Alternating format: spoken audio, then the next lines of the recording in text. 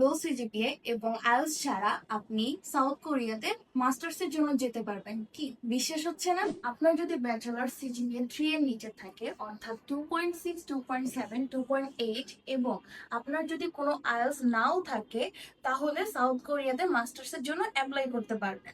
আপনার যদি এসএসসি এবং এইচএসসি রেজাল্ট ভালো না হয়ে থাকে, অর্থাৎ 3.5, 3.7, 4 বা 4.5 এবং আইএলটিএস এর স্কোর লো হয়ে থাকে, অর্থাৎ 5.5, আপনি কিন্তু ব্যাচেলরের জন্য সাউথ কোরিয়াতে অ্যাপ্লাই করতে পারবেন। বাংলাদেশের যে কোনো প্রাইভেট ইউনিভার্সিটি টিউশন ফিসের অর্ধেক টাকায় সাউথ কোরিয়ার মতন উন্নত দেশে আপনি কিন্তু পড়াশোনা করতে পারবেন। সাউথ কোরিয়ার ভিসা রেশিও এখন কিন্তু খুবই ভালো যাচ্ছে।